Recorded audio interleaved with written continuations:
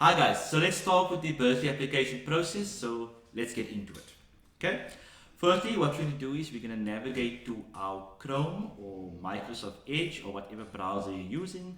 We're going to open it up and then we can obviously include in the actual URL. It will be pyrotec.co.za/bursary-application/.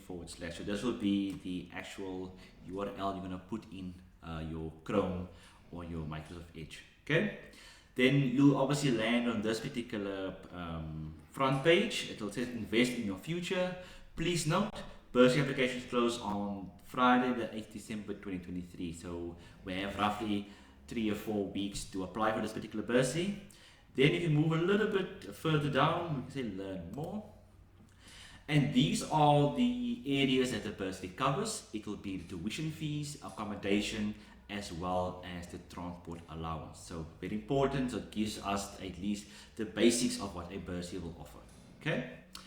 Then important in terms of applying for the bursary is to kind of navigate exactly, does one of your desired courses or the course you're currently in match up to the field of study that this particular bursary is funding or awarding.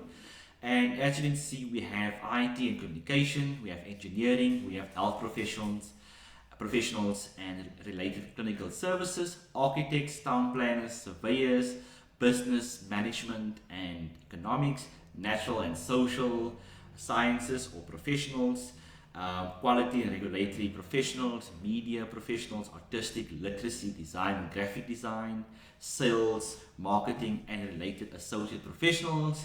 We have sports and fitness, finance and human resources. Okay, so if any of this particular field of study is what you are doing, then you stand a good chance to apply for this particular bursary. Okay, but very importantly, there's mentioned just beneath the actual fields of study is that terms and conditions apply. That the actual company reserves a right to not award a bursary should the applicant not be suitable. What it basically means that just because you're making an application does not guarantee or warranty a successful application of a bursary. Okay, so just note that your application must be in line with the minimum requirements in order to be awarded a bursary. Okay, moving further on, so there's some important information to take note of. An amount of not greater than 5,000 Rand per annum towards textbooks, which will be paid directly to the individual. Students will be required to pay for any repeated subject themselves. So if you fail a course or a module, you need to pay at this particular course or model out of your own pocket. Monies for accommodation are paid directly to the university if the student is studying at university administered accommodation. Oftentimes you have 3 situations. You have universities that have both on-site and off-site accommodation. You have universities that have only on-site, and you have universities that only have off-site. It all depends how big or small university is. Okay. In case where the student elects to stay in a non-university administered accommodation, monies in lieu of accommodation will be paid directly to the property owner, provided a lease agreement and/or invoice is provided. So that's obviously very important to make sure that we get an invoice or we have a lease agreement signed. Okay? Payments are made once a year, so that is important. So what the bursary intends to ensure that the financial burden or worries are removed, because they'll make the payment as soon as possible once you have been awarded the bursary and all protocols have been followed. At least that particular worry and burden is removed from your shoulders and you can just focus on academic year. Then full details of the payment process and the requirements which must be met will be communicated to successful applicants once a bursary has been awarded.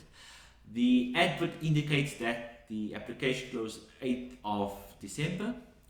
The feedback process will be in the 2nd to 3rd week of January, and then payments will be made in the month of February when the academic year starts. Okay, so let's start with the actual application. Once we are familiar with the information, the important information, the considerations that have been read, done and understood. So let's proceed with the actual application. Okay, so the start of the application is very important. In order for your application to be processed, please ensure that you complete all relevant sections of this application form and attach all the required supporting documents. That is of utmost importance. Then in bold, it says preference will be given to first year students with a minimum average of 70% overall grade. Okay, so keep note of that. First year students, if you're first year, make sure you get a 70%. Going back to the field of study, we need to select obviously the relevant field of study. Because I did HR in my years of study, I know exactly what I'm going to study, so I did HR. What year did you or will you matriculate? So let's say I'm a matriculant, I will say 2023, it will be this particular year. Have you studied before? No, I have not studied. But let's say you are first year, then you're going to say, yes, I am a first year. What did you study? I'll say BCom HR, and then what level was it? It was level 5. Okay, but you haven't studied before, it will say no, and then the bottom section will be removed. Okay, so I've already done a student application in terms of the name, so we can just briefly go over it to make sure we just kind of have a clear understanding.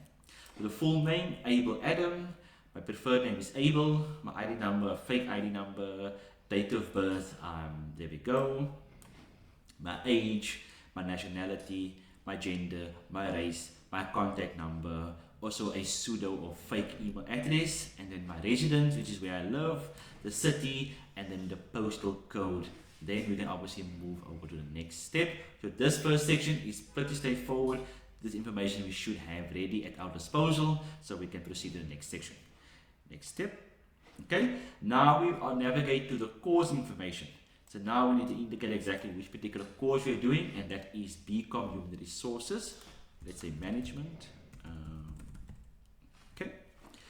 Then if you are in matric, that says year that you will be completing in 2023 would be other, because you are in matric. That means you haven't started varsity yet. But if you are in first or second year, you obviously select exactly in 2023 I will be completing first year, or 2023 I'll be completing second year. Okay.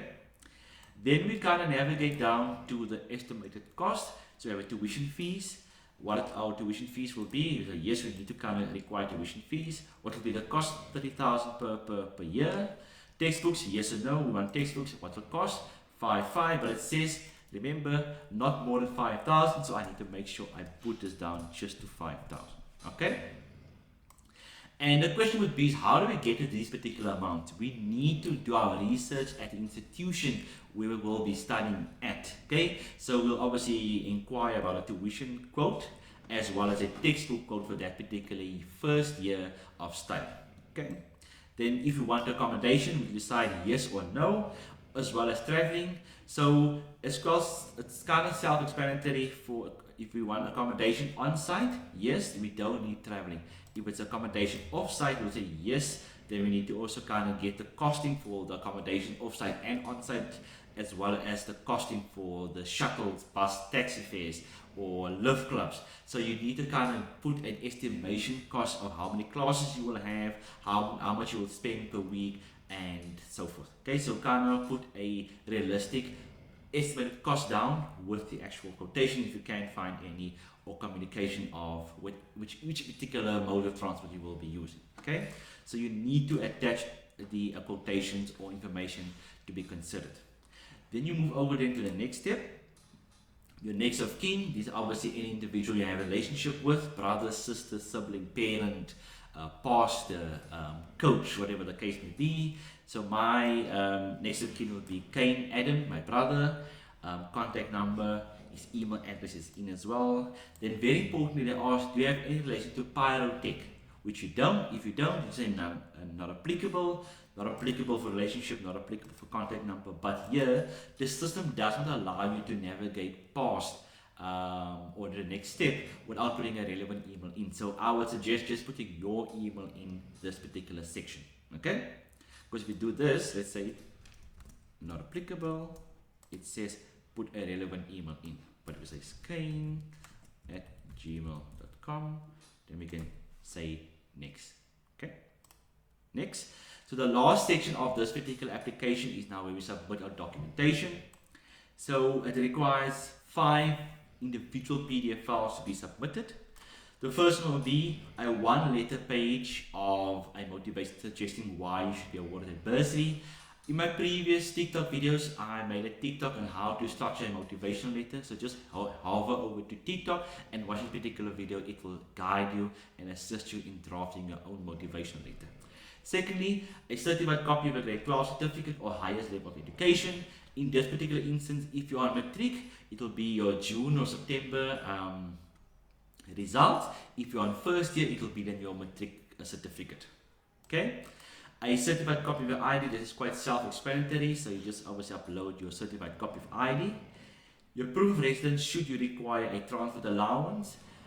If you're living off-site, please include ask the landlord or the property owner for a proof of residence signed, so they can make sure it is legit. And even if you live on-site, just put on the actual proof of residence, because sometimes the system might not allow you to move to the next step. Then lastly would be the university acceptance letter or proof of registration. If you are in matric and you haven't had an acceptance letter yet, then you would obviously submit your application letter with your motivation, stipulating exactly why you're applying, and then stipulating in the motivation that you are still waiting for feedback on outcome for the university. And if you're on first year, you obviously then would just upload your proof of registration for that particular year or your acceptance letter for that particular course of study. Okay? Then we need to then tick off the following declaration, stipulating I hereby declare the above information is true and correct. I understand that any misrepresentation or omission of personal information may be considered as insufficient grounds for withdrawal of an offer or discarding of application. So make sure that when you submit your information, it is factual, it is true, and it's accurate. Then information check. Before pressing submit, please ensure all information and documentation is correct. So make sure, please, because sometimes people make the mistake by uploading the ID onto the registration portal or the ID to the motivational. So make sure you double check when you submit or you upload the documents. And the final step, which is very important, applicants are to use the application number they receive as a subject line when emailing their supporting documents in individual PDF files to bursaries@pyrotec.co.za.